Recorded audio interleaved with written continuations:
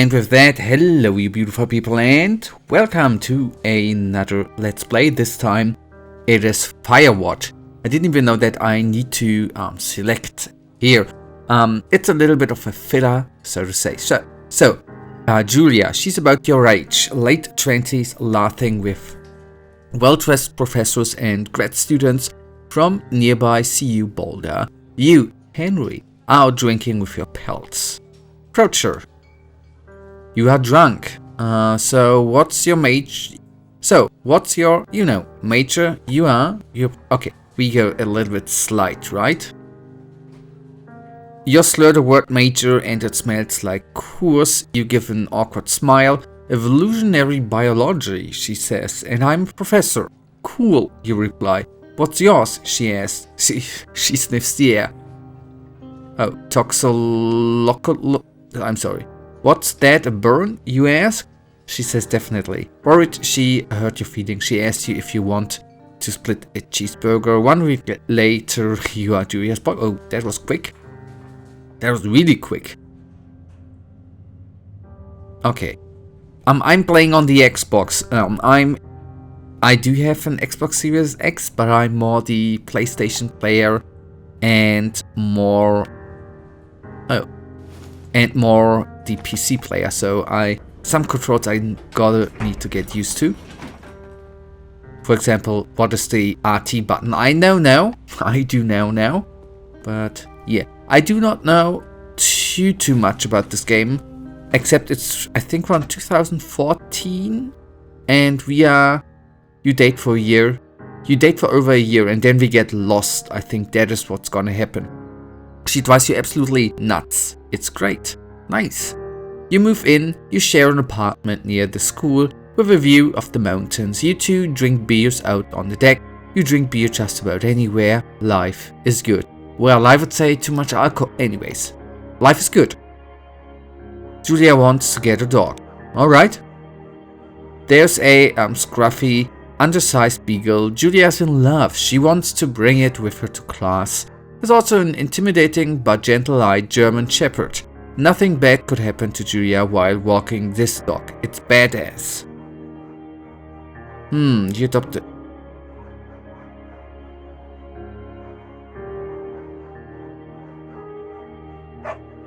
The beagle. Bucket's a good dog, and a week later you have totally forgotten about the other one. Julia loves him, you love him too. Nice. 1979, you talk out on the deck. It's summer, 9:30 p.m. and the heat still radiates off the high desert. What do you think about kids? She asks. Kids, they are not very smart or good at much, and they are expensive. And they smell, right? I'm saying if you and I have some couple little idiots, that would be pretty good. Yeah. In that case, we should probably get married. Yeah, I would like that, you say. These kids are going to be screwed up enough. It's probably for the best that their parents are hitched, you say. She's absolutely right, she is. Women usually are, right? Nice. So, what is that backstory, right? I guess we're gonna have contact with her over... Well, phone? Probably not, right? Okay. No fireworks. Do not forget to check in. Learn to live with bears. Thoroughfare trail is not recommended for inexperienced hikers. We are. No hiker. Yeah, we are, but we are not inexperienced, right? The graphical style does remind me a little bit of Life is Strange, I have to say. 1980. It's a Thursday night and Julia is 4 hours late. She doesn't call. You're worried and getting angrier by the minute. She walks in after you've gone to bed. Oh boy, I thought she was dead. She's not quite drunk, but she's clearly been having a fun time. You fight when she gets between the sheets. I ignore her. I'm not gonna get mad, right? You don't touch each other all night. The next day you feel guilty for being so angry and ask her about her evening. She says it was great. You hold onto a tiny pill of resentment, make some coffee and go to work. Okay, 1981. Julia still likes to draw. She draws plans from her research. She draws all the places you go. She draws you. Your pose and flex like He-Man. Oh boy. You frolic like a Victoria's Secret model. I would go with this one. He-Man. You look awesome. Thank you. But I guess that would have been the option for the both of them. For either Victoria's Secret model posing and or He-Man. Anyways. Now, did we do enough decisions? That is the holy question. So, as I said, I do not know much about this game. About one thing I am certain, it's not gonna be an RPG game. Right? Okay, 2 Forks, Lookout Tower, 8 miles. 8 miles still. Okay. Then A to climb. Okay, A is that button. Nice.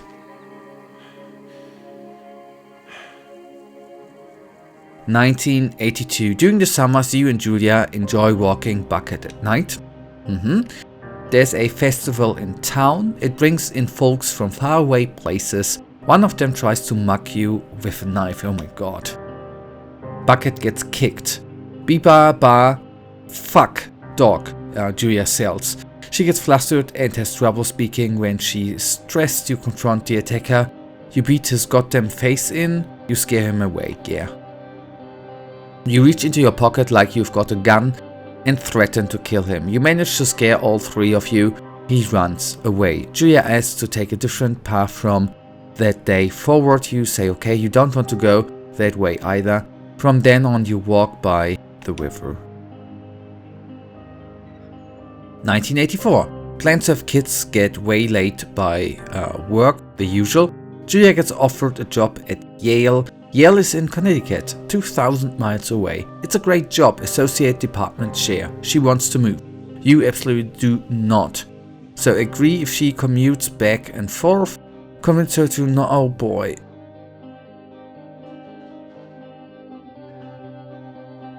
You ask her if she commutes back and forth. You don't want to move to Connecticut. She says that'll be hard, but she'll do it if you won't move. You tell her not to pass it up.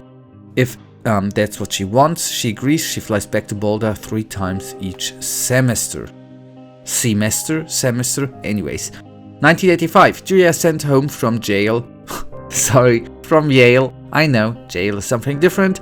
On paid leave after having an episode. She lost it on a colleague for borrowing books that were important for her research. She didn't remember she had happily loaned them to him just 2 days prior. Oh boy. She was found crying in the stairwell. You say that maybe you guys should talk to someone about it. You make a American and drink wine and try to forget. After seeing multiple doctors and having many tests, they are worried that Julia might be suffering from early onset dementia. Oh my goodness, she's 41. You both decide to keep it a secret for now. Oh boy.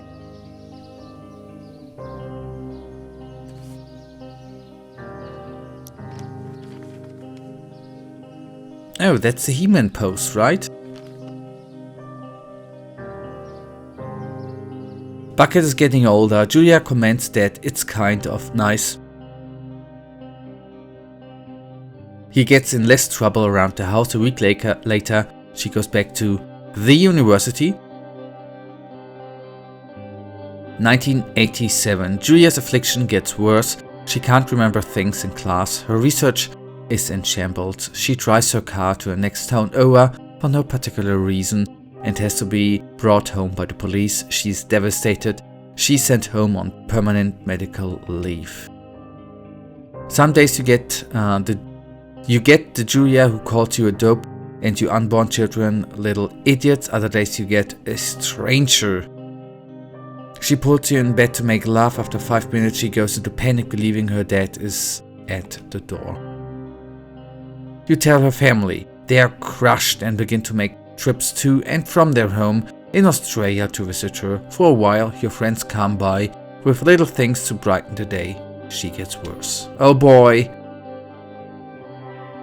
1988. You spend your days following Julia around the house. You count the seconds between the 2 weekly visits from Daniel, the nurse. He suggests that Julia could live somewhere else, somewhere with 24-hour care, a home. It sits with you for a couple of months. You decide to move her into a full-time care facility. You're determined to take care. Yeah, I mean, I know that the taking care thingy by yourself is obviously for your pocket better, and you can spend more time, but I think for a better care, full-time facility is better.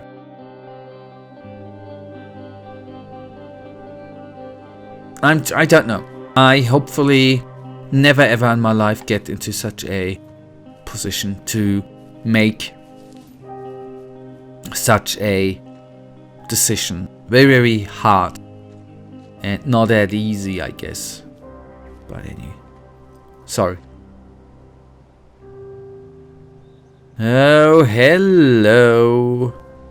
I don't want no trouble. Just sprint away, buddy. Her family agrees with your decision. You find a fantastic place in Boulder and move her there. You see her every day, then every other day. You go out to the bar with your old friends. It's not the same. You get the feeling that every wife tells her husband, "If you ever put me in a home like Henry did, I will cut your balls off." You slowly decide not to see your old friends that much. Oh boy. 1989. Julia's sister Susan moves to Boulder to be close to her. She visits her every day. You go with her some of the time. Yeah. Susan buys you an old typewriter and urges you to use it if you want to see, if you forgive me. If you won't see a therapist, you won't. You always really liked Susan. Oh my goodness, no. Months go by, Bucket dies. Julia doesn't remember him when you tell her. Sometimes it takes her a minute to lock in on you.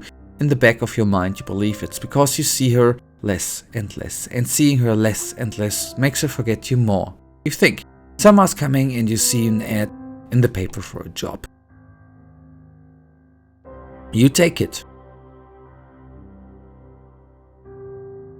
As a fire dude? Oh, are we now a fire dude? Enter the lookout tower. Okay, it's called Firewatch, the game, right? I am, psychic is a quite an intelligent person. I'm sorry. Now, if I counting 1 and 1 together, it is 2. So that is actually, we are on Firewatch here in this national park. And as we see, it could be story-wise quite nifty, heavy, this game. Maybe not. I'll think I'll find out over the next couple of hours. It is, I think, not the turn on the power. We will not the longest game ever created, but that is totally fine. And you guys, that then, right now is then already gonna bring us to the end of the first episode. We will obviously go on here in the next one tomorrow. For now, you know it. I, as usual, really thank you for watching. If you guys actually do have enjoyed today's episode, then please give me a tinsy little thumbs up and subscribe. And hopefully I see you in the next episode. Until then, I wish you all a wonderful day. Stay frosty. Bye.